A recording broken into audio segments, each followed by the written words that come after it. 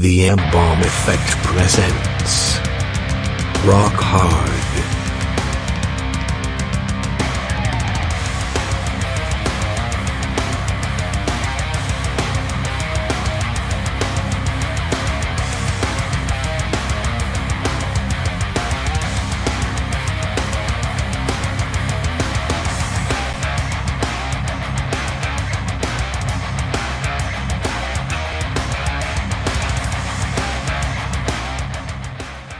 What is going on? Welcome to Rock Hard here on the M-Balm Effect. Tonight we have a very special guest here. His name is Dan Sprague, also known as the Spooky Metal Man. How the hell are you, man? I can't complain. How are you, Harold? Hey, we're doing all right, man. We're hanging here live, of course, on a Thursday, which is very odd for the M-Balm Effect, but we're here live doing it at a 5 o'clock p.m. Eastern time slot, all because I have this guy here hanging out with me, talking about some crazy things that he's experienced, all the good things that he's done here in the community, and we're going to dive into this right now. And by the way, if you're listening to this after the fact, you can always check us out, Spotify, iHeartRadio, Apple Podcasts, and more. But meantime, please go hit the react, go like, heart, laugh, do all that stuff. And don't forget, you can always go to the YouTube channel, subscribe, hit the bell, get notified when we upload the new content and go live. And don't forget, we have phone lines. 855 M-Balm 19. That's 855-622-5619. So, Dan, it's been a journey for you since you've been doing your music career, and we're going to dive into some of that tonight. But first and foremost, how are you? What have you been up to? And where have you been playing, man? I can't complain. I'm just lately just been working on music videos. We just put out a music video for my song "Don't Feel" off my second album, "Pop Is Dead." Other than that, I've been working on the third album right now. Just recorded a couple tracks towards that, and just keeping busy jamming whenever I can. Hell yeah, man. I've been seeing you on the lives. I've been seeing you on Facebook. We've been sharing it on our groups and our pages and all that. And, dude, you got to have a good time doing this. Now, let me ask you, what made you start playing outside of venues? What made you go outside and think outside the box? The pandemic, really. Everything shut down. There was nowhere else to play, so just started playing sidewalks, and it caught on. Yeah, man. The pandemic threw a lot of things out of whack. A lot of lockdowns happening. We've had bands on with the show here on Rock Hard telling us their experiences with not being able to play at venues.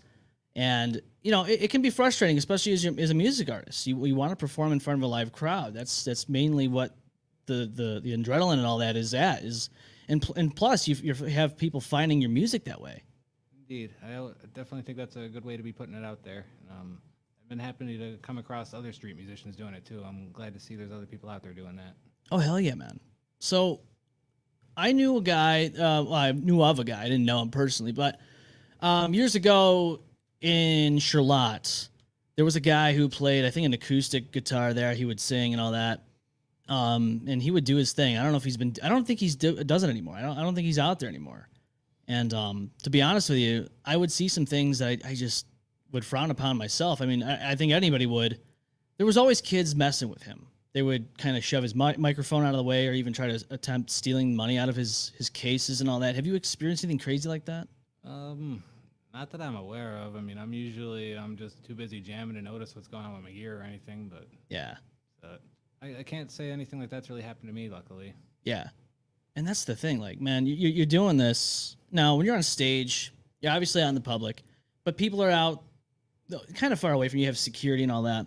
Whereas you're on the sidewalk doing this thing, there is no boundary between you and the public. You're there. They can come up to you and say hello. They can do whatever they want.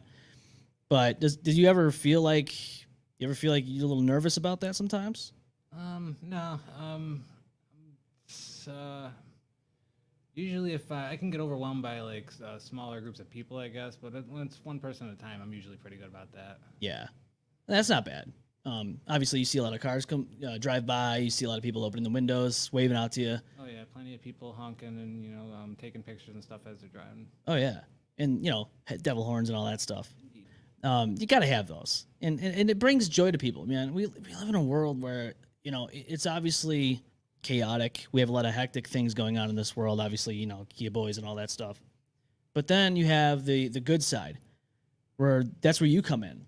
You're out there, you're bringing smiles, you're doing something that maybe not a lot of people thought about doing, but like you said, there's people out there doing it and they're doing their thing, but you're out there doing your thing. You're bringing smiles and joy to people. I mean, how does it make you feel that when people go by and wave to you and they get a kick out of what you're doing, man? That's all I can ask is that they enjoy it. I'm happy the reactions have been as positive as they are, and I'm happy to keep doing it for everybody.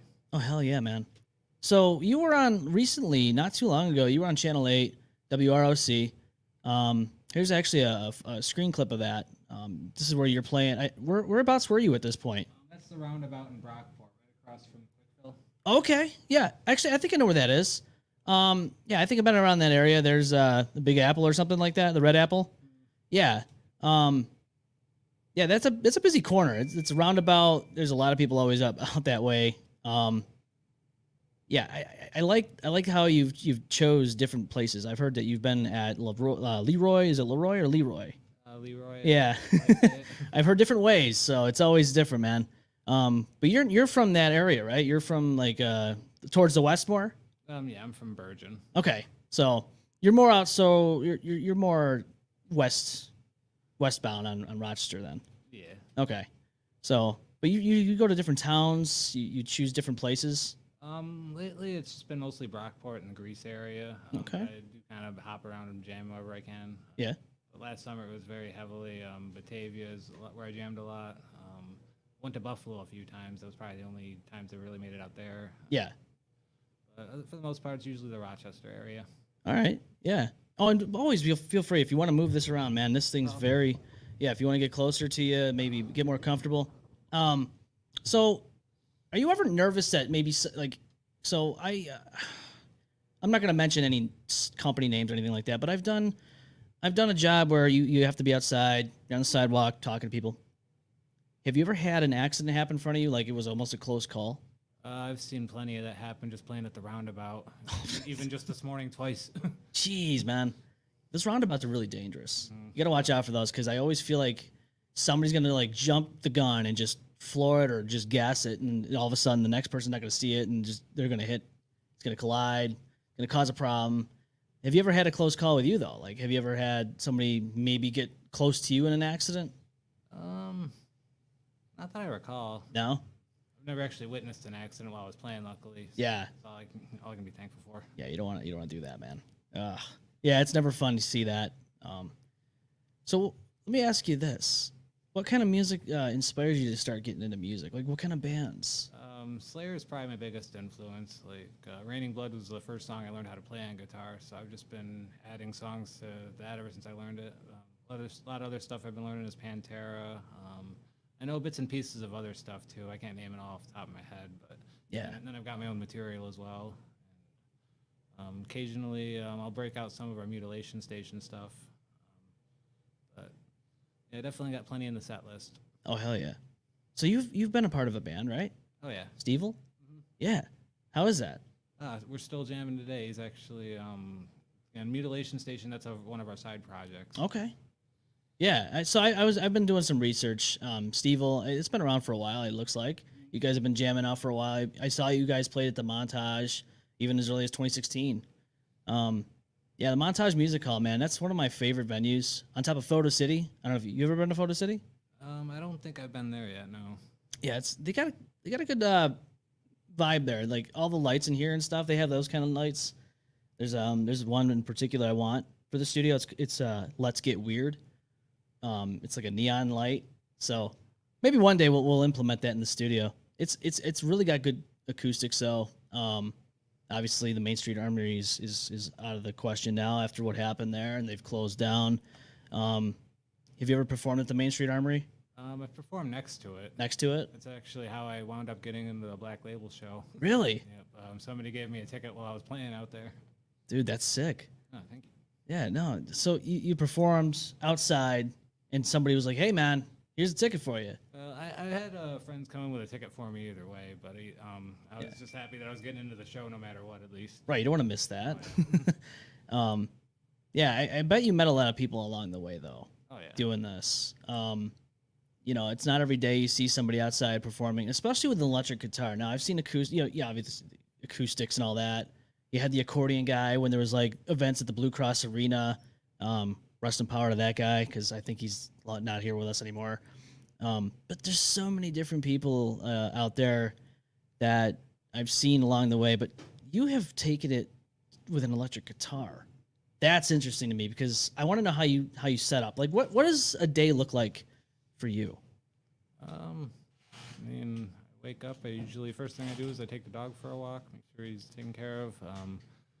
After that, it's usually breakfast, exercise, and then after that, walk the dog again. I'm usually out jamming for about an hour after that. Yeah. And it's usually on and off from there. I don't necessarily know where or when I'm going to be playing. It just kind of happens to be whatever area I'm in at the time. Yeah. So do you bring anything special to hook up your gear, or is it? I just use a Roland Cube street amp. It's powered by 6 AA batteries, and I just run a line directly from my guitar to that. The distortion and everything's built right into the amp. That's pretty dope, man. I'm always interested, like, okay, how does somebody set up an electric guitar out in the middle of a corner, man? Because there's obviously no outlets out there. It's not like they have them built into the sidewalk. So it's always interesting to see what gear you're using for that. So when the first time you've ever done this, like, what was the final straw besides the pandemic? Was it something you've always wanted to do, like perform outside, or? I'd always been kind of doing it like here and there. Like when before I discovered the electric or the portable amp I have, I was doing acoustic shows on like the corners in Batavia and stuff occasionally. But I think the response was definitely better once I switched to electric, I think. Yeah. Dude, that's it's not something everyone sees every day, especially when you're driving and you get to a stoplight and you're hearing the electric guitar and you look over and there you are playing, man. You're like, well, okay, yeah, that's pretty dope, man. So how do you choose what town you're going to? Is it anywhere specific? Wherever I happen to have to be at the time, usually. Yeah. If I have a gig in the area or something, or band practices, studios in Medina, so that's where we do the recording and all that. That's awesome. Yeah, so basically wherever you're performing, that's where you choose. Mm-hmm. That's pretty cool, man. Especially when you're performing, like you said, in Buffalo. But you don't get out there too much. No, I haven't made it out there since last summer. Okay, so it's been about a year. Yeah. And yeah, it happens. I mean, is this something that you thought about or ever think about, is like maybe touring farther than that? If it's ever possible, I'd be happy to do it if I can. Dude, that'd be crazy. Could you imagine, though, like going to different towns, different states, doing what you're doing here? Like, people wouldn't even expect it, and then, like, that would catch on. Yeah, I think that'd be pretty cool. Hell yeah. I mean, it's caught on here quick. I want to say I've seen you in the last 3 years, but, maybe once or twice. But it was probably like a quick pass. I look out the window, never got to know much other than that. But when I saw the news clip, somebody actually had directed me to you, and that's why I emailed you, because somebody had directed you. I thought that was pretty awesome. And I was like, yeah, dude, absolutely. I like what I'm seeing, because you don't, like I said, you don't see that often. We've had different bands on the show. I mean, it's always awesome to have, but somebody who performs outside, especially given the fact that we've gone through the pandemic, and that was a huge thing. The lockdowns, the lack of being able to play in venues. You thought outside the box, and I don't really see anybody else doing that, especially with electric guitars or anything like that. Now, as a band, would you ever say that you would perform as a band outside? Absolutely. I've had other street musicians come up and jam with me a couple times. Friend Levon came up and he's got a drum set. He just kind of showed up at a gas station one day. That's how we met and ended up jamming. Yeah, see, that's cool. Especially when you like meet people out there doing your thing, and then you guys can collaborate and just play outside together. That's pretty awesome. Have you had any other people give you any type of negative responses out there? I've heard some not so pleasant things yelled at me, but I think that just comes with the territory. It's going to happen like in any type of entertainment profession. Absolutely. We get our own, and I always tell people, like, if you're starting out, or even if you're not starting out, just don't even read into the comments. It's hard. Like, I went through the news article and all that, and there's all, how the metal scene is. People give a shit about, oh, you like metal? Oh, you must be into Satan or whatever. They always give you some negative thing. And I was scrolling down and I saw some crazy things. I mean, what do you say about that? Like, do you see metal as more of like an inspirational thing, or is it like they say demonic? You know what I mean? I'd say it's based on perspective, really. I mean, a lot of people just they're dead set against it to begin with, so you Yeah. can't necessarily. So I just hand out my CDs for free. You know, it's there if you want to listen to it. Absolutely. I've been a metalhead for so many years. I loved all kinds of different metal. I mean, I've been getting more into European and Norwegian type of metal. Um, One in particular I've been listening to is Amenra. Amenra's great. Granted they do both languages, but it's one of those things where you start feeling. It's not even like there's a misconception obviously in the metal community where, oh, if you listen to metal, you're aggressive, you're a bad person. Get that out of your brain, please, because that's just nonsense. It's hogwash. Like when I listen to it, I feel all kinds of different things, especially with the lyrics. Like if people actually took the time to read the lyrics, to listen to the lyrics, I think they would change their minds on that. I agree with that too. Yeah. Like Hatebreed, for instance. The word hate already, people go, oh, that guy must be hateful. That band must be hateful. No. You listen to the lyrics. Like things like, what I walk away from is not my master. It's true. Whether it be a vice that you have in life, maybe you're addicted to alcohol or whatever, or you just, you had a bad relationship. You can always gather that up into the same lyrics. What I walk away from is not my master, and it's correct. You don't have to sit there and take that, but instead of listening to lyrics, they just hear this loud noise and maybe some screaming, and they just chalk it up to be some negative thing, and it's like, no, that's not what metal's about. Dude, it's always quite the opposite, usually in my experience. Absolutely. Dude, every time I go to a show, whether it be a local show with Perspectives, White Tides, any of those guys, or even a big show, I've seen Fear Factory. I saw those guys live back in 2013. It was an amazing show. Mosh pits galore, obviously. But it was a very positive and very communal experience. Everybody was community there. It wasn't like somebody was like, nobody goes in there with intent of hurting somebody. Because if you know how it is, somebody gets in the mosh pit, they fall down, you pick them back up. But I think anybody that's outside of the metal scene, I think they should go to a show at least once, see what it's about. I think maybe that'll also change their mind on how the metal community is. Dude, I think that would definitely change a lot of people's mind. Oh, absolutely, man. You go there, you see some people getting knocked down, but nobody sits there and goes, yeah, you know what, screw that guy. No, they pick him up. They reach down, and that's the way it always should be. Absolutely. What music have you been listening to lately? I've been listening to a lot of the like Metallica just released a new album, but they've been posting a lot of live videos and stuff. So I've been watching just anything like that they've been posting. They've been playing a lot of their older material live that I had no idea there was. Honestly, I had no idea there was even videos for it on YouTube yet. So. Yeah, I haven't heard any of the new stuff, but I got to check that out. Huge older stuff. Definitely huge fan of that. Do we want to dive into Saint Anger? How did you feel about Saint Anger? I mean, I have no issues with it. I guess I probably wouldn't put it in my top 10 Metallica, but No, and a lot of people always comment like, not my favorite, and it's not mine either. I'll be honest. I heard it, I listened to it when it first came out back in 2002, and I just wasn't into it. As a kid, I wanted something like it was back in the day. But like Sad But True and all that, like those were hits, those are classics. Then Saint Anger came along. I'm like, did they sell themselves out? yeah, it was just I'm still not entirely sure how I felt about that one. I mean, I think it seems to be something that grows on you more you listen to it, at least. Oh, absolutely. I think there's a different. I mean, I don't look when bands go to a different style, they go to a different sound. There's nothing wrong with that. There's never anything wrong with that. They're going to do something creatively, whether you like it or not. But as a fan, you got to dictate, okay, but do I still like these guys? And 9 times out of 10, I think you're gonna be like, yeah, these guys are awesome still. But some people are like, I don't like their creative style anymore. Like, but do you still listen to them? Of course, I listen to the old stuff, of course. But there's some bands out there that have definitely went a different way. Obviously, we know like with Fred Durst and Limp Bizkit, he went to a country route, completely different. He went from like in your face Limp Bizkit to country. And I'm like, wait a minute, what happened here? But could you imagine like if Metallica went, we're gonna do rap now? I'd definitely be interested in hearing it. I would definitely be interested in hearing that. They've gotten to play with orchestras and stuff, so I can only imagine, where it goes from there. Oh, absolutely. And that's another thing. I think it's cool, like when they incorporate different like instruments, like orchestras and like violins and all that. I think that's really it has more depth to it. You get more out of that song, especially if you're not doing it all the time.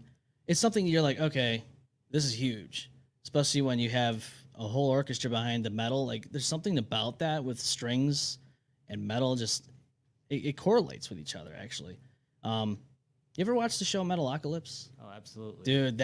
Oh man, there's some freaking bangers in that soundtrack too, man. Oh, yeah, that riff from Thunder Horse. That's part of what I played for if I gotta warm up or something. Yeah. Yep. So I guess they're coming out. If I remember correctly, I read that they're coming out with a movie. I think it's either I know they're working on it or it's just about to get released or something. It's about time. Adult Swim has like held that hostage for many, many years, and we're all like, are they going to end this thing? Are they going to end it properly? So that was one of those things like we've been wondering, but now they're actually officially coming out with a movie, and I'm like, okay, well, does this open another door for it? Like, are we going to get more Death Clock? Are we going to get more Metalocalypse? What's happening? We can only hope, right? Yeah. Dude, Adult Swim, I've learned a lot of different music from different things, video games, movies, obviously. But Adult Swim, I've definitely opened up my tastes to different music just because of Adult Swim. I used to have that on as a kid, like in high school. I'd have it on in the middle of the night. Sometimes you'd wake up and during the bumper and you're like, oh, what's this song? So some of your favorite music artists and all that, what's a major way you've found out about someone? These days it's usually just whatever YouTube recommends. It's how I'm finding a lot of stuff. I've been listening to a lot of the new Cataclysm stuff I've been finding. Yeah, Cataclysm. Yeah, YouTube has a lot of different. They have a lot of different things on there where you can find. Even if you just go on an aimless search, you're gonna find something. Mm-hmm. I've noticed that too. Like I'll go on an aimless search, or I'll watch a whole album. Like I'll just have it playing, and then in the recommended, you'll just go through that and alone. You're like, oh, who's this? And then you click on it. It opens your whole new world for you. As somebody who's in an independent band, you're doing your thing. What's your goals like? What's something that you want to see step further? Yeah, that's a tough one. It is. I guess just taking it further than what I'm doing now. I guess. Yeah. And just like you said, expanding different cities and stuff, and just putting it out there more. Yeah, and you're already doing it because you put it on live, and that's another way to do it. Obviously, with social media, it's kind of an uphill battle, and I kind of figured that out as soon as we started this show.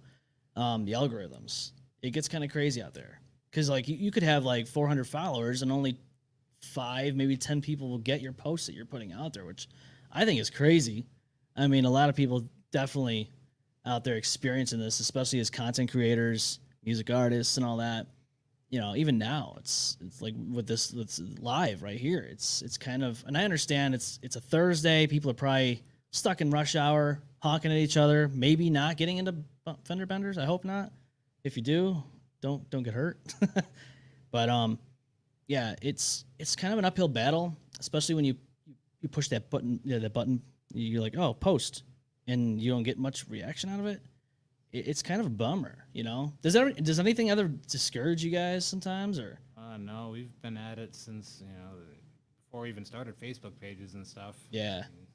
I found the live button on Facebook, and then I've just been doing that ever since I found it. Yeah, man, that live button, it definitely holds a different world. So, I'll have guests come in here and they'll be like, "Oh, are we recording?" I'm like, "No, we're live streaming and recording." And they're like, "Whoa!" I'm like, "Yeah, we doing it live." So, obviously, we do it on Saturday most of the time. Most of the time, we have comments and all that. But it's always an interesting aspect when you do things live, as it is when you perform, especially in front of cars and all that. That's got to be a different aspect compared to being in a venue and seeing faces in the crowd. It's definitely different. Like It's hard to tell like when you're gonna get reactions and stuff too. I mean, and I try my best to wave or headbang back towards people if I hear it, but I unfortunately can't get to everybody. No, I know, and that's what happens, you know. I at least try to throw the horns if I'm holding the cord or something, but sometimes you're not always so fortunate. Right. I noticed you kicked the cord back a lot because, as you can tell, I mean, the cord, it creeps up on you. You don't want to trip over that. Oh yeah. And you'll notice that at like venues and toots, you see people moving around and the cord's just whipping around, and last thing anybody wants to do is trip, fall, and crash into the drum sets and stuff like that. Oh, jeez, man, that's the worst thing anybody wants to do. But you've been at this for a while, it seems like, and here's some pictures of them right here out in the wild. Oh man, so I gotta ask you, man, what was the inspiration behind the paint, the face paint? I kind of stole that from the Misfits, I guess. I saw them playing and like all the corpse paint and stuff, and then I saw other bands doing it too, so I kind of jumped on with that. And love the Misfits. Misfits are one of my favorite punk bands. Danzig and all that. Yeah, and I know like there's of course some division within the fans, like whose singer is the best, but I like them all. But Danzig, I got to say, top one. I honestly couldn't pick. I like them both. I do too. I mean, there's really no right answer, right or wrong. I think if you enjoy the Misfits, you just enjoy the Misfits. I'd love to see them come by here. I'd love to see them live. Yeah, I saw them not too long ago at Water Street. Oh, really? Yeah, I don't know if that's place probably isn't open still, is it? Actually, they just reopened. Oh. There's a show that's going to be there next month with Perspectives. I think it's their album release show. But when I found out they opened back up, I thought that was awesome, especially with Main Street Armory closed down. You're like, well, we're running out of venues here. But they opened back up. I'm not sure if they did any renovations. They might have. But the Main Street Armory definitely needs renovations. Like when you go in there and the floor is like bowing and people are jumping, I'm like, we're going to fall through. It's a little scary. Have you ever seen anything crazy at a show that you performed at, or maybe you have been at? First concert I went to, I know some EMTs got called during All That Remains. Somebody got picked up and thrown face first on the concrete. Oh my God. That's about the craziest thing I've ever seen, though. Yeah? All That Remains, huh? That was your first show? It was a Mayhem Fest, technically. It was I can't remember what stage that was, but the main stage that year was Mushroom Head, Killswitch Engage, Nice. Slayer, and Marilyn Manson. It's a pretty sick lineup. Yeah. Especially with Killswitch there, and you got Marilyn Manson. I've heard mixed reviews about when he came into town, played some shows. I guess he was with who was he with not too long ago? Oh man. Well, anyway, I know he was with Rob Zombie, and I heard that he wasn't looking too good. I guess he wasn't sounding that great. Was he good when you went? Oh yeah, everything sounded great to me every time I've seen him. Yeah. I guess him and Rob Zombie got into it, I guess. Something like that. I don't necessarily know the details or anything. But. Yeah. I don't know if it was because he was upset that they got more time than he did or something like that, but I guess they're not going to tour with him anymore. I thought that was kind of crazy, but, I could understand that. If somebody you're touring with is maybe putting a damper on your tour, you're probably not going to want to tour with them again. Who would be your dream tour? Who would be somebody that you would always, or maybe have always thought about touring with? Definitely would open for Slayer if that were still a possibility. Slayer. Hell yeah. But any of the metal bands that inspired me or anybody that's been fortunate enough to open for them, honestly, I'm just happy opening for anybody I can. Yeah. And I can tell you're really appreciative of any opportunity, and that's the way to look at it. Like, I think a lot of people take things for granted sometimes. You don't maybe sometimes you don't understand, like, oh man, this is an opportunity, but it is, like, especially if you open for somebody who's big, like Perspectives just recently opened for Attack, and man, they killed it. And it was a moment that it's pretty dope when you see that. You see somebody from Rochester get to open for a national. It's pretty big. But any shows you have lined up for the future here? Nothing at the moment. Like I said, we've just been focusing on music videos and recording lately. Yeah, doing the recording. Those are more. I guess you could say those are most important. then the shows would come second. The music video though is creatively, is it something you guys like get to think up, maybe write out? We don't necessarily know. We'll just go out and get footage. Steve, he's the one that does all the recording stuff. He does all video editing too. He just goes through our footage after that, and usually sends me a preview or something to see what we got. But yeah, everything, all the video editing stuff, that's him. Yeah, so everything's in house then. That's pretty dope, man. That's the best way to do it. Like if somebody knows what they're doing with video editing. I've been video editing for well over 18 years. So everything we do here is in house. And I think we just recently got an email asking if we needed like graphics done for us. I'm like, well, we do everything in house here, so I wish I could offer those like things to them. Like, hey, I would pay them, to do something like that, but we already do our stuff. Has anybody offered you guys, hey, we can shoot this video for you and edit it, and Honestly, I'm never in person it's been offered. I don't really know for sure if it has actually. Yeah. I apologize. I don't really know for sure. Oh no, you're good, man. Sometimes, like if you get an email and you're like, oh yeah, you think about it, but like when I looked at that, I was like, I felt bad because I'm like, we already do our stuff. So I always felt bad, like, yeah, we really don't need that service. But, I'm always curious because I see things online. I'm like, okay, well, who does the graphics? Like those posters that you see online of, oh, there's a show at the montage. I'm always like, I wonder who did that. Because some of them are pretty spot on. They're pretty good, like Perspectives. Their new album that's coming out, the album art that they have, actually is one of the bandmates' girlfriends who made that up, and I thought that was pretty awesome. Like, so she learned a whole new photo editing tool just to make this happen, and I thought that was pretty dope. Have you ever had anybody come up to you and be like, you start talking, like, and then they ask you, or they don't ask you, they say, "Yeah, man, you're actually a lot different than I thought you'd be in person." Yeah, it's a lot of times it's the reaction. People come up and say, "You're not nearly as scary as you look," or something along those lines. Yeah. I'm always happy to hear things like that. No, man, and then again, you're proving right there, look, metal's not what you think it is. And by you opening up yourself to people and then they see that, they're like, oh, well, this guy's just like I am. He's very humble. He's a real person. Some people may look at you and go, wow, this guy's got the face paint. He's wild. Like, he must be just living always chaotically. He must go back home and throw back a couple beers and start smashing out his cupboards. And it's like, no, that's not how this works. That's not how this works. So, you being on here tonight is actually a testament to that because, you get to showcase who you are. People see you and go, wow, this guy's really down to earth. Yeah, man, thank you for the opportunity. Happy to be here for you guys. Absolutely, man. I'm sorry some of the other hosts weren't in here tonight. They would have been asking you some questions too.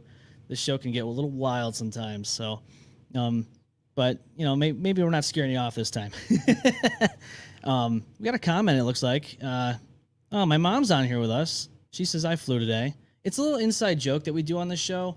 It actually goes all the way back to Family Guy. You watch Family Guy? Of course. Dude, so you remember when Stewie got really bulked up on steroids? And then he got like deflated and he started flying around. And at the end, they're going through the round, they're like around the table. And at the end, he goes, I flew today. And they cut it out. That's where we got that from. It's a little inside joke. By midnight, we usually text in our group chat who flew today. You get to have the bragging rights. But when the show starts, it's anyone here and on the fan side, whenever they're in the chat and all that, they get to claim that. So does your band have any inside jokes that you guys, any inside things like that, or? Lots of things we do are inside jokes, I guess. I mean, it's all evident in our videos. Like, we know why something's funny when we watch it, but I guess it's not something we can really explain to other people. Like, right. We're there for the recording and, the filming and all that, so we know what was happening when we were there and all that. But yeah. I remember one time we were filming in Medina, and somebody drove by and they put us on Facebook Live while we were jumping on top of the roof of a car for a scene. Really? How'd they react to that? Like, it was pretty funny once we found out it was them. Like, I found it on my page. I commented it was us, and I sent them the music video of it when we were done with it. Yeah. So, when that happened, like, nobody got really like scared about it, right? Like, sometimes maybe somebody might get the wrong idea. Maybe they call the cops. Like, filming in public can kind of get a little nerve-wracking sometimes, depending on what you're doing. Like if you say you're like doing a scene where somebody's running somebody over, like you're not running them over, but like maybe somebody doesn't know what's going on, and then they call the cops. Have you ever guys had anything crazy like that? No, I mean, but it is funny you mentioned a scene like that. We filmed a scene where one of us got ran over, but we used an empty church parking lot for that. Oh, you did? Oh man, did they have any cameras out there? Not that I was aware of. Can only hope. I mean, you never know, footage might surface. That'd be crazy, man. World Star, man. You go on World Star, and there you are getting run over by a car. Church security camera footage.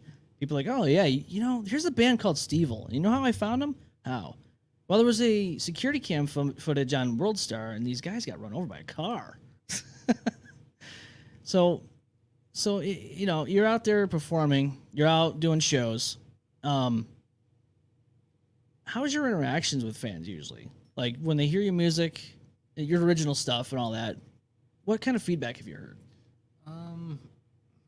Everyone usually will come says it sounds pretty good and all that, and a lot of times they'll get requests. Yeah. If I know the song, I'm happy to play it. Or sometimes I'll try to figure it out on the spot, but it's always pretty positive at least. Yeah, and that's what you want. You want the positive outlooks. You want the positive reactions. You like Slipknot? Oh yes. Oh, It's dude, actually my wife's favorite band. Yeah, I freaking love Slipknot. But you know, Subliminal Verses, one of my favorite albums. It is an underrated. Yeah, it is underrated. That album, I don't know what it is, but it does remind me of my high school days. It came out many years ago now, but I remember when it came out, and that was like a huge thing because everyone's like, "Hey, you ever heard the new Slipknot album?" I'm like, "Hell yeah!" You know, Subliminal Verses just.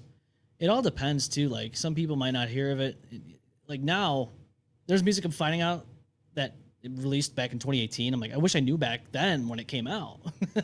You know, what's your favorite Slipknot album? I'm really bad with the names, but the album that has sulfur on it, I apologize. I'm really bad with. Oh yeah, names, no, but. yeah, no, that's a good album. Of course, you got Hatebreed, you got Terror. There's a lot of different metal bands out there that I've listened to all these years. Of course, Black Sabbath, man, Ozzy. God, man, that guy.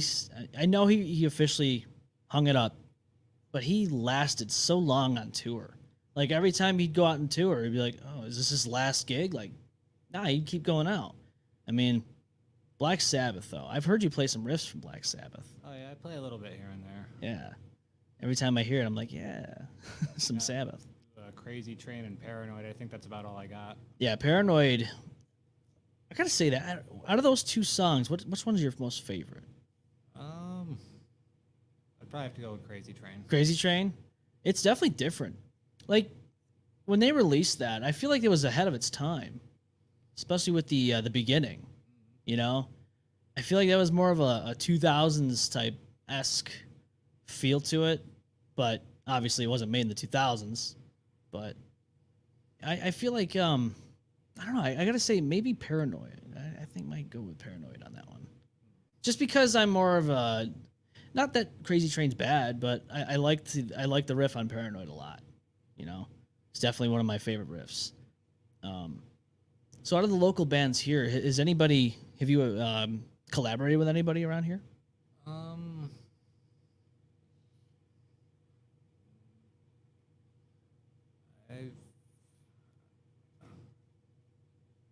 I don't think for sure. I know we used to collaborate with Swallow Hollow a bit. I don't know if we ever recorded anything or still have anything, but other than that, I don't think so. Apologies, it took me a while to think about that. No, it's good. It's understandable.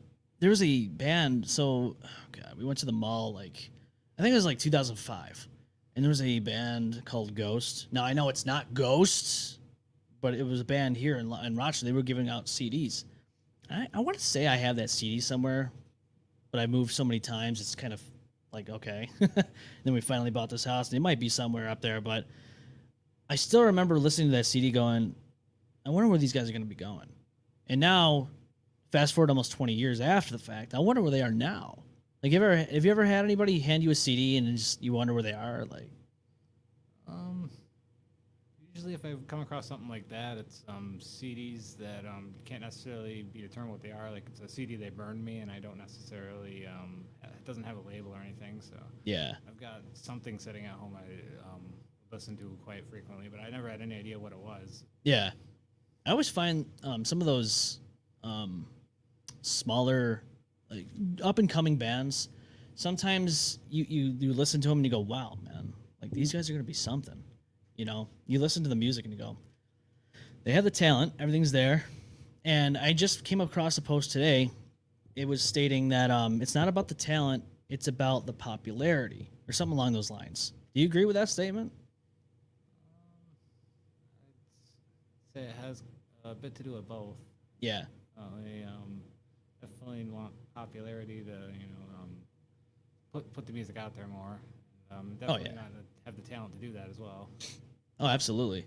Like you go, so it's just like anything else, you know. It's always like the question: if a tree falls in the woods, does anybody hear it? Well, if somebody's if somebody's just created a great song, and you don't post it, nobody's gonna hear it, you know. I just was talking to somebody online about that. You know, some people just create for themselves, which is completely great, you know. Like if that's your outlet, and you don't really you want to make anything out of it, that's cool. But I always find like if you do have that drive, why not share it with the rest of the world? You know? Indeed. You know, and it's like when you go out and perform, that's what you're doing. You're sharing your creative side. You're pretty much sharing your soul. I mean, you're going out there, you're doing what you love, and that's awesome. Like you're spreading out what you're doing. You're giving people some, I would say, inspiration. I mean, there's people out there like, wow, look at that guy. I need to get out and do something. And that's always good to hear. Like if somebody comes up to you and goes, "Hey, you know, I started doing something because you inspired me." It's always good to hear that. Absolutely. Always thankful every time I get to. Oh yeah. So when you were on News 8, did they come to you? They set up a time. They came and asked me when I was jamming at the gas station one day. They set up the time and I guess they just said they wanted to film right in the lawn area in front of the Walgreens there. Okay. Yeah, that got set up in a couple of days, and that probably came and shot for about an hour, and then rest is on right there. Yeah. So when in this moment, like it was probably nerve wracking, man. You got the news asking you questions, or they're filming you. Yeah, that must have been like, wow, this is real. Like this is happening. Like Yeah, it's I never thought I would get anywhere close to anything like that before. So yeah. No, see, I like seeing this though. Like when I first caught wind of this, somebody had they tagged me in the comment, and I watched it. I go, dude, this is freaking awesome. Like I like seeing this because, everyone's like, oh, it's the bigger, stars or whatever that always end up on TV, but I don't know, you got recognized for what you do, and that's what's great about that. Like that's how we caught wind. That's why we reached out to you. We always like to give somebody a platform to talk. Like there's always room here. Like we had a comedian on here who, you remember E-Bomb's World? Oh yes. Yeah. So does Richard Lee ring a bell? Off the top of my head, no. No. So he made all kinds of different sketch videos, and he actually moved to Los Angeles for a while, came back here, but in his time, he experienced a lot of things. But he came on here, it's like I've known him for many years, almost 20 years, and I had him on. He was dressed up as a ninja. We had him do a couple things on here stunt wise with he had like a ninja sword. It broke when he did one of the stunts. It was crazy. But no, I was happy to have him on. I'm like, dude, this is crazy. Like it's good. Like I like getting to talk to different people. Like that's one of my things. Like this whole thing here is an outlet for me and the co-hosts, because quite honestly, outside of this microphone, I'm not as talkative. Like and like when we started up, like I wasn't talking to you much because I figure why not discuss these things on the mics while we do this. And sometimes I'll have somebody come in and try to talk to me, and like we'll get in a conversation. I'm like, oh, we should probably stop because we don't want to, you want to save that for the show. So when you come up with different content, like when you come up with different music and all that, like when you first play that song, how does it feel to first play a song at a gig? It's different. It's nerve-wracking for me because it's I don't necessarily know the lyrics and stuff when it's brand new and stuff. I'll just go up and jam it till I'll try my best to sing and play at the same time, but I'm not necessarily always capable of that for some of my stuff. Right. And like, you play older songs you've created along the way. You play them a lot. You get so comfortable with that. Like, the lyrics, the timing, all that stuff. And then you got this new song. It's the first time you're playing it. And I always like wonder that when I'm watching these guys up on stage, they're like, "Oh, we got a new song." I'm like, "Oh, here we go. Nobody's heard it before." How are those guys feeling right now? Like, are they afraid they're gonna mess up a line? Are they gonna mess up a riff? Like, is the drummer gonna forget something? Like, I'm like, I always put myself in that situation. Like, what would I be feeling? So, what's the hardest part about being a music artist? What do you think? Just remembering to keep practicing, I guess. I mean, sometimes, I don't necessarily get to warm up or anything before I get out there. It's always just, sometimes I'll just get right out there and start jamming, but yeah, it's always important to just take a few hours to practice if you can. Yeah, that's like, I think one piece of the puzzle that maybe somebody that's looking into getting into a band or maybe just starting music in general, I think maybe that's not something they're thinking too much about. They're like, oh, I'm going to make all this awesome music. We're going to do music videos. We're going to perform live. But then they forget that part where you have to actually practice. It's like anything else. Like, if you don't practice, how are you supposed to get any good? How are you supposed to get better? But like with this whole thing, I guess my practice would be just doing this weekly. And granted, it's not like I have to learn an instrument or anything, but it's still a computer system. You have to learn the system, the ins and outs of it. But I guess you could tie it into like practicing with your guitar, your drums. And I dabbled into drums when I was in like middle school, high school maybe. And I just kind of fell off the wagon. But I always loved drums. Percussion was one of my favorite things. Like the impact of the drum, like the snare, the bass. Without all that, it's it's hit or miss. And then of course the bass guitar. You have the bass. And I think bass is probably the most underrated instrument out of a band. Indeed. Yeah, I feel like, sorry, Reinhold, I know you're probably gonna listen to this and go, Jesus Christ, M-Balm, what the hell? I'm a bassist. Dude, we love you. We love you, Reinhold. He's from Perspectives. But yeah, I feel like the bassists are like really underrated. Because I feel like if you took bass out of a song, it wouldn't feel the same. There's just something about bass. But if you add it back in, it's like, oh yeah, no, it sounds good again. So besides electric guitar, is there any other instrument you dabble into? I play bass as well.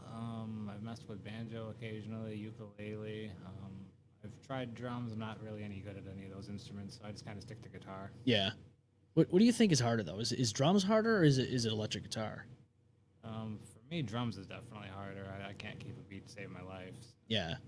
There's a lot of hand-eye coordination. I feel like, especially when you're using double pedals, that's when it really starts getting crazy. Because now you have to do double pedals, you have the cymbals, and then the snare. And I feel like as soon as you hit all those, you're like, oh shit. Your brain just goes, wait, did I forget to hit the snare? Did I forget to hit the cymbal? Whereas guitar, I feel like it's a little bit more smooth lined. It's just everything's there. Your fingers are right here. You're just doing your thing. Yeah, it definitely makes it easier when I can just look in one area and see what I'm doing and stuff. Not having to, more or less, you kind of have to. I feel like some of them have to like be able to rotate their neck 360 degrees to play.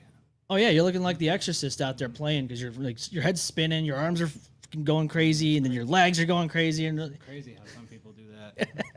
It gets wild, man. I'm not gonna lie. Like, I was more like when I did play a little bit of drums. I was more like the slow paced like beats, The faster ones, I give those guys credit because, like you said, man, it gets crazy.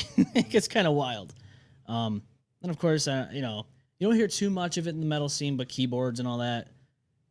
There's bands out there that use them in the metal in their music, and to be honest with you, it adds an element to it. Like especially when you have piano and going back to the orchestra part of it, again, it adds an element to it that just brings out a uniqueness to the song that they're performing, or even if like it's an instrumental. I love instrumentals. There's not too many bands that come out with instrumentals, but with that, you do a lot of instrumentals, I guess you could say. Yeah, especially if I don't have a microphone, that's pretty much all I do. I do recognizable songs, but just instrumental versions of those, I guess. Yeah, but that alone is like, it's really cool to hear that, especially when you're out in the distance. You're like, wait, is that Pantera? That's all I can ask. Yeah. and people recognize it. They're bobbing their heads. Maybe they're starting to headbang a little bit. And they walk up and see that you're jamming out, man. That's pretty cool. Do you ever hand out like business cards or anything? Oh, yes, actually, I have some here if you'd like. Oh, cool. Perfect. Oh, no, you're good. Here we go. All right. A Short Eternity.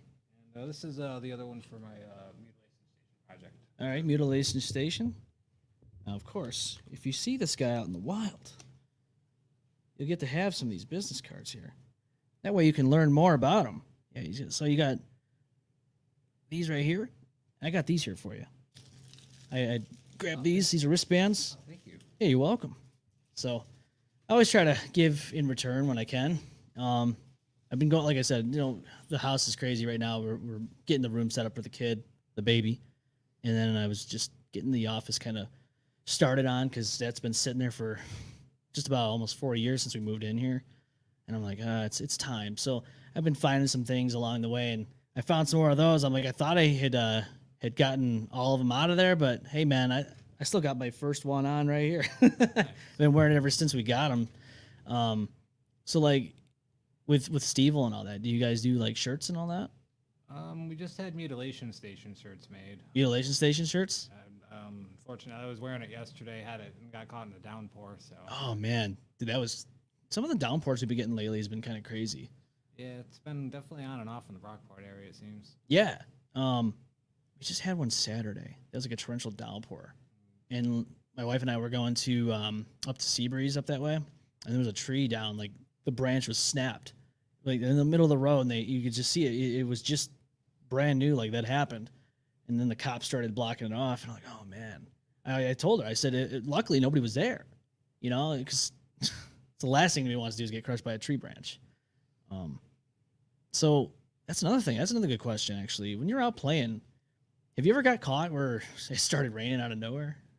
Just yesterday. That was yesterday? Oh, man.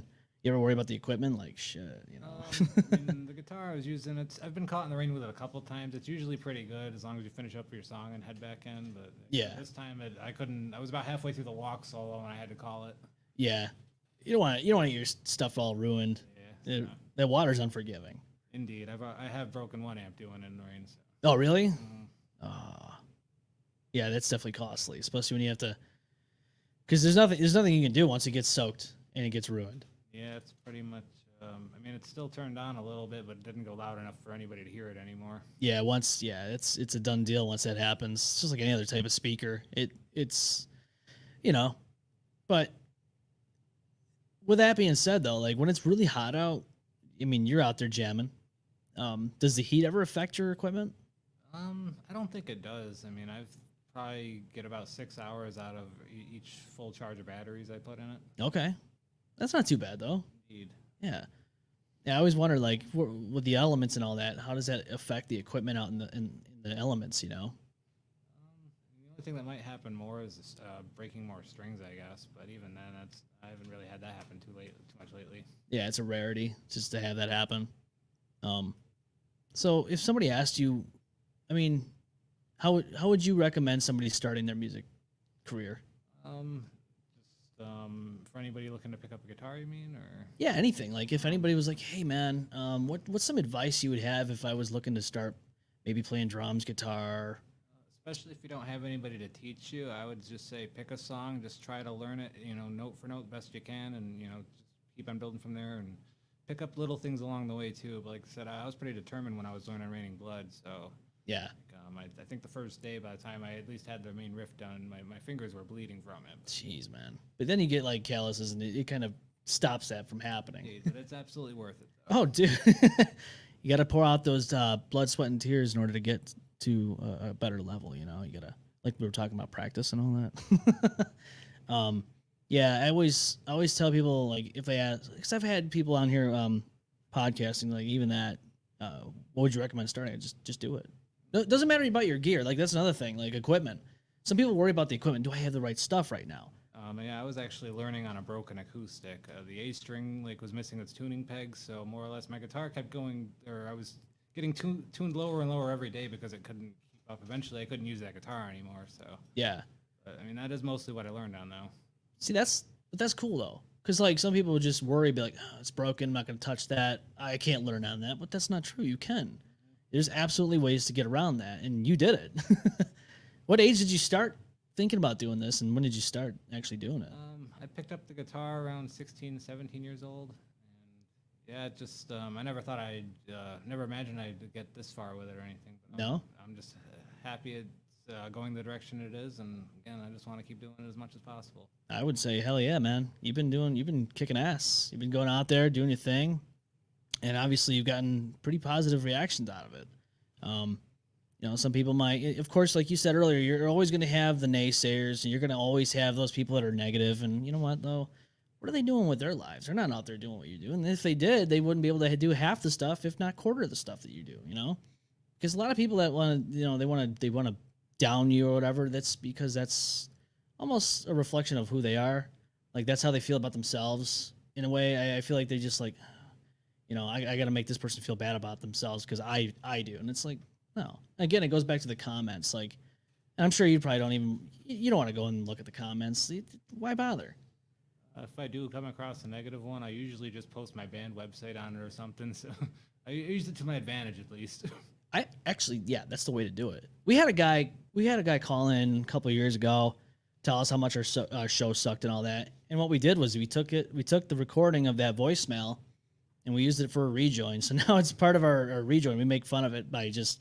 You know, it's funny how that works though, because some people might take it as a negative and just kind of react to it negatively, but we did the same thing. It's kind of made into a positive. Or even if you're online, you just post your stuff up with a little twist to it, and there you go. Yeah. Or if again I come across negative comments, I'll post whatever the current music video we're trying to promote is too. You know, that's a good way to do that as well. Little shameless plug. No, nothing wrong with that. Hey, you know, there's a price somewhere, and it's got to be that. I feel like, you know, when you're on social media and all that, you know, some people might feel, oh, I shouldn't post my stuff up here. And I used to be this way. I used to think I shouldn't post my stuff up here because it's my stuff, and I don't want to just be jamming down people's throats. But I've also learned that that's the wrong mentality. Have you ever felt that way? It was definitely tricky, I guess, trying to put it out there at first. I wasn't sure if I really wanted to, but yeah. Now at this point, I've been doing it so long. It's, yeah, that's the second nature, I guess. Yeah, and that's what it becomes. You know, I think you learn how. You know, you got to do. I mean, you got to get past those mental barriers. That being one of them, because sometimes I feel like you see your stuff and maybe, you know, I guess we're our own critics when it comes to that. Like, oh, I could be better. Maybe I shouldn't bother posting this. But then you're like, no, it's pretty good. You know, you compare it to like maybe somebody else, and you see that maybe they're a step behind you, but they're posting. So you're like, oh, well, why not me? You know, why shouldn't I post this stuff? But, you know, it's like, again, going back to what you were saying earlier, you know, and being able to post the lives. Do you find like a lot of people find you out by the lives? I think that's how some people might discover me. I at least I try to do the live shows just for the people that can't necessarily make it to the town that I'm playing in at the time. So Yeah. Everybody's got their own schedules and stuff. And not everybody can come out and watch me play every day. Yeah.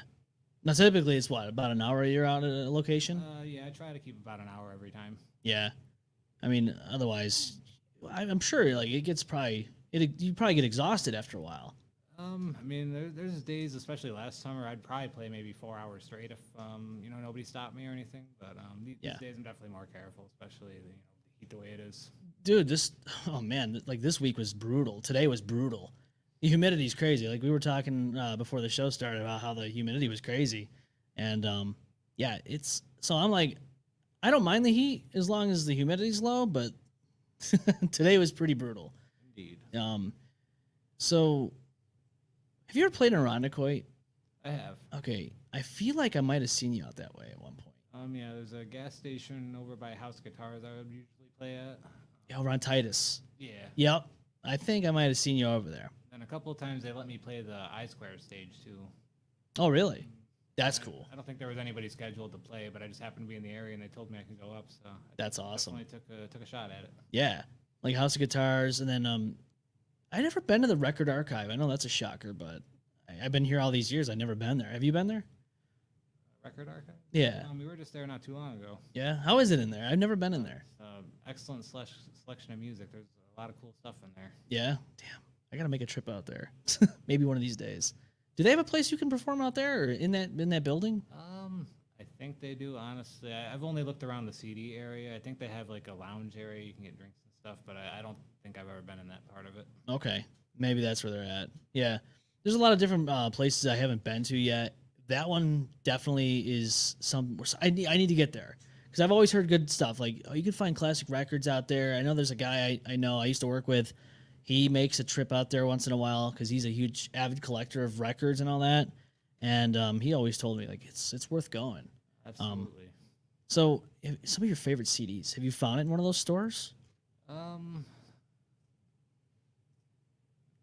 trying to remember like where I've purchased them because I buy CDs just from about everywhere. But I know the last I did buy the majority of my Slayer CDs there. Yeah. And like for me, when it comes to CDs, I usually tend to just collect them. I know that sounds crazy because everyone's like, "What do you mean to collect CDs? Like records are the ones you collect." I'm like, no, you can collect CDs too. We have a comment here. Justin Lee Hart says, "Dan, you fucking legend." He loves you. Thank you. Yeah, Justin. You know you can call in if you want to talk to the man himself. 855 M-Balm 19. 855-622-5619. Yeah, so Justin's actually a fellow podcaster. He doesn't live in the area, but he knows of you. And that's what happens when you get on the social media aspect of it. People outside the area start seeing it, and that's also a reason why I like to have guests on here because we have listeners all across the board. A lot of them listen to us after we're live, and then of course you have the diehards who do tune in when we're live on Saturdays and whatnot. But it's always cool to see the community. And being able to have guests on here and show people all around, because we have listeners in Canada. We actually had a listener on Twitch, I believe, who is from South Africa, which is crazy. You don't expect to reach that far. It was crazy. So when we saw somebody from like South Africa, I was like, oh, that's pretty dope. That's awesome. Yeah. And I thought that was another cool aspect of it because like some of these people out in different states and all that, they'll learn about different musicians and different music artists from here in Rochester. Just because we had them on, and that's the main goal of this segment here on Rock Hard is like we want that to happen. We want people to go, wow, let's check this guy out.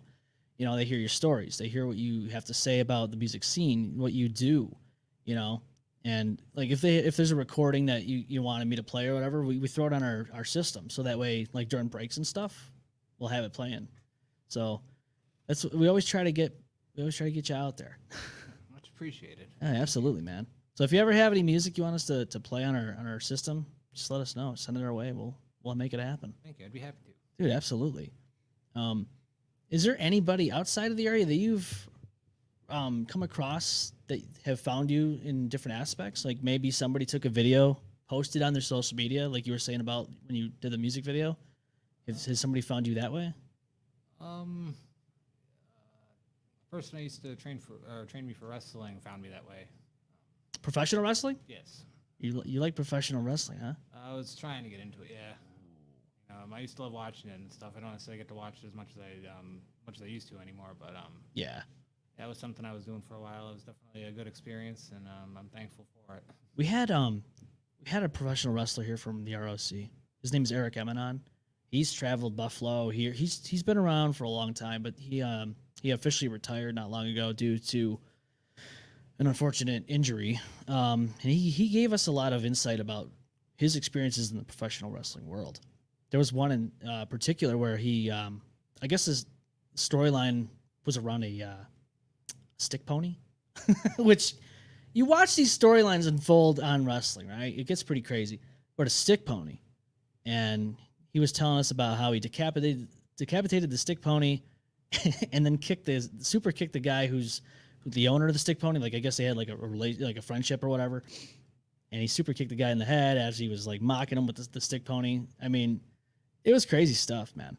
And so when you got into professional wrestling, what area was it? Around this area? Oh yeah, Irondequoit was where I was doing my training mostly. Okay.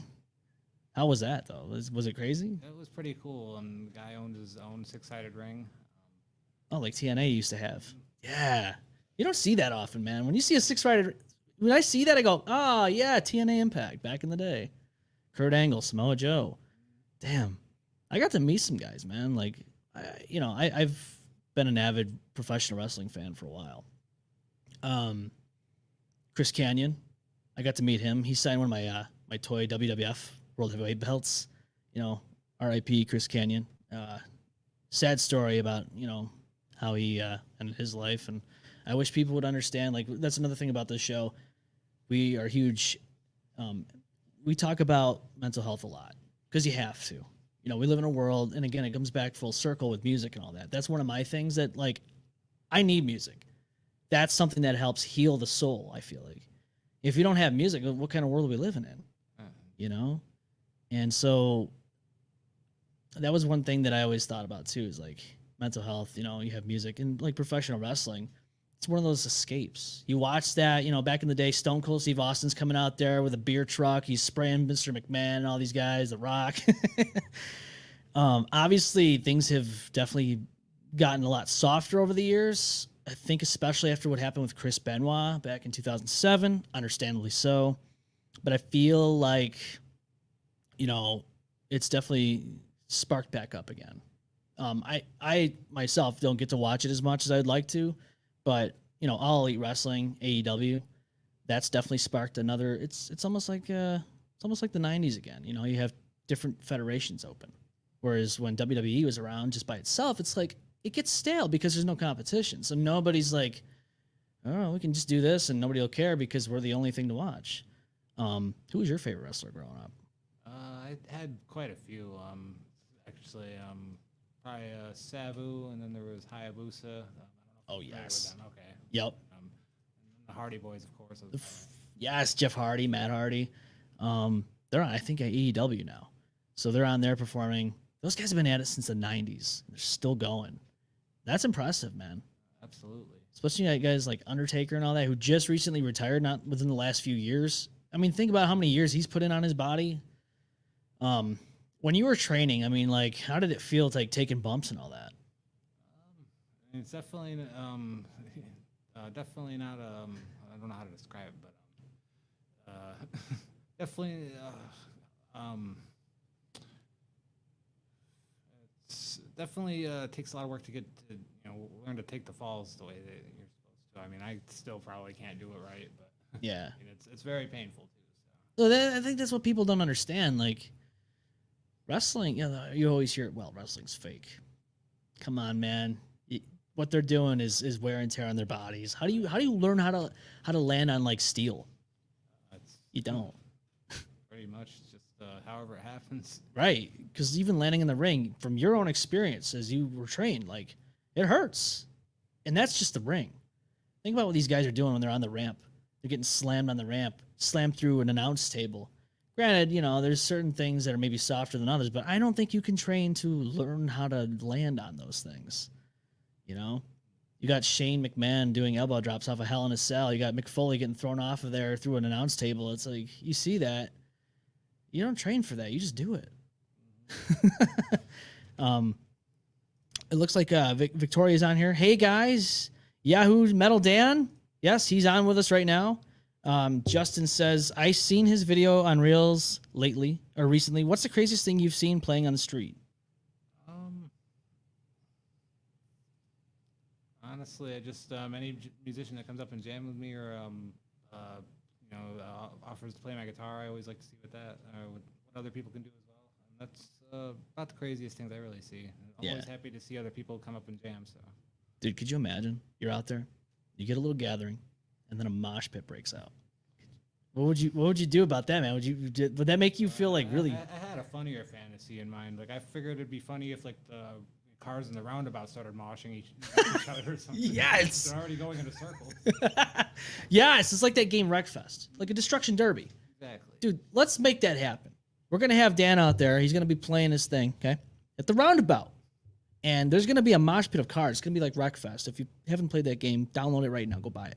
It's a good game, and it's gonna be just straight up destruction derby mosh pit, and he's just gonna be jamming out, and it's gonna be on the news, and it's gonna be crazy and everything. That's how it's gonna happen. That's how people are going to go, Dan, that's the man right there who made it happen.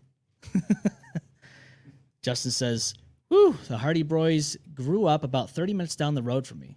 So yeah, Justin's from North Carolina, and you know, where were they from? Raleigh. So he's really close to where they are. Wow. It's pretty cool. He goes, "Jeff was my favorite back in the day." Yeah, dude, Jeff Hardy. You know, They're both awesome wrestlers. yeah. I remember that match Jeff Hardy had with Undertaker back in 2002, the ladder match for the undisputed title. And I remember watching that when it happened live on Monday Night Raw, and I was like, man, this is a crazy match, you know? And then after the fact, Undertaker wins, grabs the title, walks back up, or I'm sorry, he rode his bike back up, and then Jeff Hardy gets back on the microphone, and he's calling him out some more. He's not done with him. And like Undertaker's coming back to the ring, like, oh, this is not a good move. Jeff Hardy's gonna get chokeslammed again. No, he comes up there and raises his arm, and I'm like, dude, that's awesome. Like Undertaker playing a heel, and that was true respect right there by Taker. Oh yeah, it was definitely a memorable moment. Yeah, and it's hard to like think back, like that was 11 or no, that was Yeah, this is like 2000 or something. 2002. So what, a little over 20 years ago? It's wild to think that though. Wow, 20 years plus. In the Attitude Era, you had all that, like all those memorable moments, and it's already that long ago. Justin says, "All hail Dan," and they grew up in Cameron, North Carolina. Thank you. Yeah. So with you learning professional wrestling, man, did you get to meet anybody? Tiger Smith's the one that offered me, and I met Titus Smith as well. They're both local wrestlers, I believe. Yeah, I think I've heard of Titus. Done work down south as well. I believe FWE was the last project. They're also I've been posting on the UWC network. That's their channel on YouTube. That's where they've been posting a lot of stuff. The UWC? Yes. Okay. I think I came across a post on Facebook from the UWC. If that's the one I'm thinking of, I think they had like a Friday Night Heat or something like that. I think Scotty Too Hottie was going to be a part of that. UWC is this is the guy that owns the Six-Sided Ring that was training me. That's his promotion. Oh, that's his promotion. Yeah, I was going to say, man, again, Six-Sided Ring, you hear that and you're like, man, TNA. Do they even do that anymore? I haven't watched TNA in so long. Honestly, I haven't caught it in quite a while either. I don't even think it's on a network anymore. I think the last time I think it was on Spike TV, and that's long gone. I think it's Paramount now. But yeah, they had all kinds of, like, Mick Foley went there for a while. Ric Flair was there. They had all kinds of different wrestlers from WWE back in the day. And then I thought they were going to go bigger than they were, but then you just didn't hear about them that much anymore.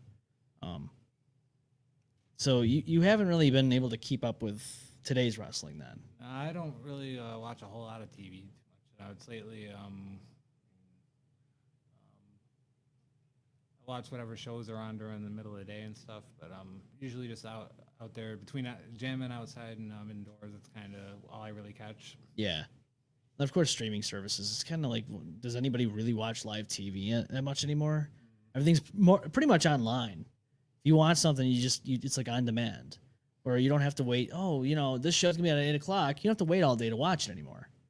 Do you feel like you've been to Warped Tour at all? I've never been to Warped Tour. I've been to Mayhem Fest and Uproar Fest. I don't know how similar those would be to it. Yeah, I'm not sure. I've never been to those ones. I've been to Warped Tour once back in 2015.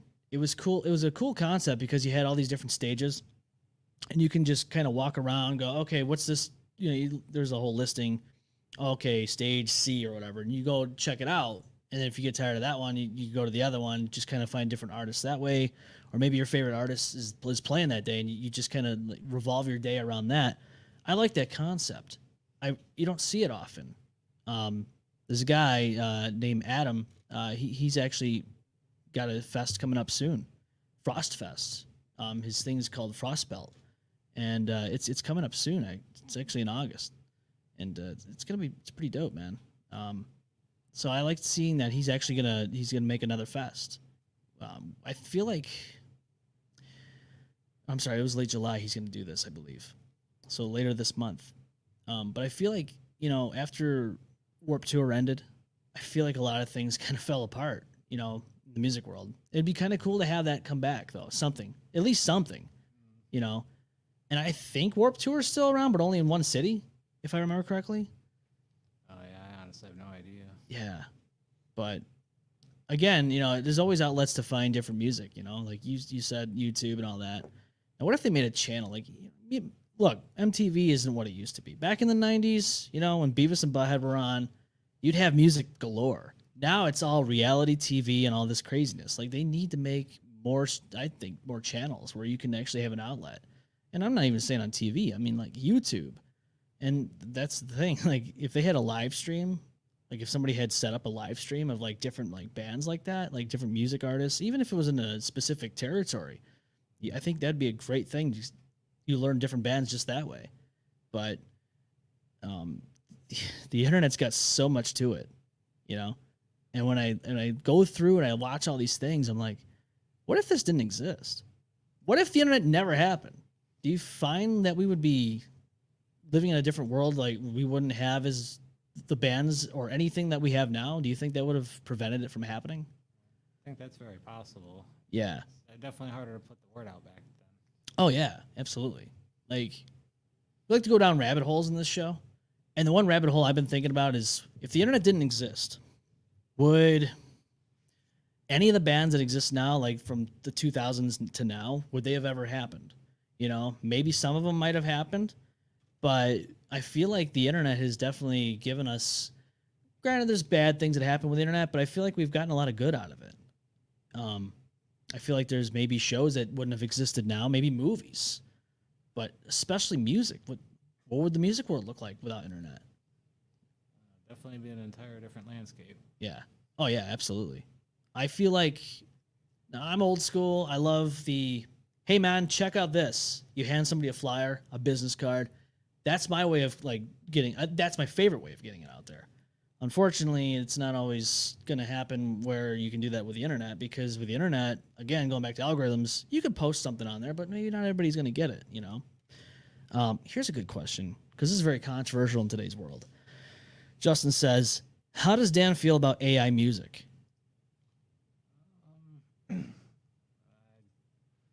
guess I'd have to hear an example, I guess. I don't really know if I understand it's not people actually programming anything. So you like Alice in Chains, right? Have you listened to Alice in Chains? Yeah, I listen to them. So recently I've been going online and I've been typing in Lane Staley AI just to see what's out there. So what they'll do is they'll have a software analyze his voice from any type of songs or whatever, and they'll have him sing different songs, like music. And there was one, Black Gives Way to Blue. They had him sing that. Now, that song was made for him by the band after the fact. And it was just very eerie to hear him being in the song, singing it. That's pretty crazy. I'd honestly have to hear it, I guess. But as far as I can tell, as long as it's producing new music, I'd say it's a good thing. Yeah. See, that's just it, man. Like, I feel like as long as it's done tastefully. So, like, with that, it's maybe hit or miss because, somebody's dead, Lane Staley's not here with us anymore. Maybe the family wouldn't like that, But, like, it's kind of cool because it opens up a new world in a way. Like, what if he didn't die? What if he was still alive now making music? I think that's pretty cool. Or they'll have Kurt Cobain from Nirvana. They'll have him, like, sing, like, a Stone Temple Pilots song. And it's kind of weird to hear that because you're like, wait a minute, that doesn't click. Your brain goes, wait a minute, what's going on here? But I just there's a controversy behind it because people think that it's going to cut out the real people. It's gonna hurt the real talent. Do you find that to be something that you're maybe worried about in the future? I'd say as long as they're not replacing like people playing instruments, I'd say they're good. I mean, in all fairness, I feel like I can't sing sometimes. I'd probably much rather, if I knew this was an option, I'd probably be doing it. Yeah, I guess like if you type in like prompts, that's how you make it. It might take some time to make it happen, but it is wild where we've come from. Because like AI in movies back in the day, you think, okay, AI is going to take over, going to wipe out humanity, That's the end of it. Hopefully it doesn't happen. But I feel like sometimes we're playing with fire with this stuff. But I do have to say, though, when it comes down to like photos and videos, because I've seen some stuff already. Granted, you can tell it's AI, but when it becomes more than that, when you go, wow, is this real? That's kind of worrisome, you know. Like even with the AI music, you can tell it's AI because sometimes you can tell by the pitch. Maybe it'll glitch out a little bit. But I feel like we've come so far in such a short amount of time. I feel like that stuff's going to go away, and it's going to be really hard to tell what's real, you know? That's very possible. Somebody had made a Nirvana song, and I think this was before the AI voice part of it was like a big thing, more prevalent. But somebody had written out a song from Nirvana as if it was brand new a few years ago. And my wife and I were driving in the car, and I put it on. I go, yeah, this is a new song by Nirvana. And she gave me this look like, what? I go, yeah, didn't you hear? They just came out with a new single. And the guy sounded pretty close to Kurt Cobain. Got a little confused there, but then I was like, hey, no, this is AI music. Like, this is what's happening right now. So it's pretty wild what we're seeing in the world with AI. Artificial intelligence is kind of cool, but it's scary at the same time. Yeah, definitely see how that could be. Oh, yeah. And that's why I always like, yeah, I get a little worried about it, but at the same time, you know, I kind of, in a way, it makes you fantasize about what could be, especially when you hear somebody who's been long gone for a while and you're hearing them sing again. It's kind of like, okay, that's kind of cool. But, you know, we got to be careful with that stuff. It could get wild. Before we sign off, though, where can we find you, man? Where can we find what you're doing? Where can we find your band? Where can we find your music? mutilationstation.com, and there's shorteternity.com, singlesecondstudios.com, and A Short Eternity and Mutilation Station are both on Spotify. Yes, go check him out. Dude, Spotify is great. You can find a lot of bands, a lot of music that way.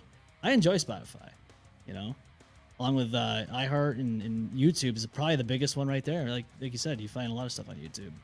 Absolutely.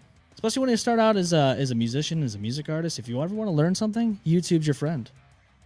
Can't go wrong with YouTube. Indeed. Well, hey, man, thank you for coming on with me tonight. It's been an honor to have you on. It's been a pleasure. Thank you for having me. Dude, absolutely. And if you ever want to come back on, let me know. I'll have more people here, and we can dive more into this stuff. Sounds good. Thank you. Dude, absolutely. Anytime, man. And for the rest of you out there, we will be live on Saturday night, 6 p.m. Eastern Time. Again, check out Dan. He's all over the place. He gave you all the tips on where to find him. And we will see you live this Saturday, 6 p.m. Eastern Time. Don't forget it. This is the M-Balm Effect. This is Rock Hard with Dan, Sprague, the Spooky Metal Man. See you later. Bye.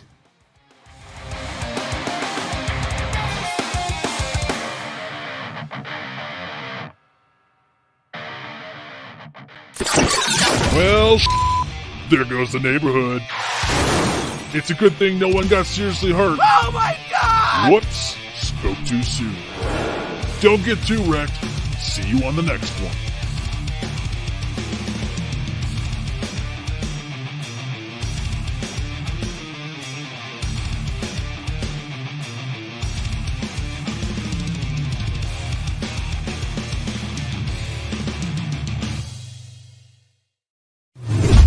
The M-Balm Effect.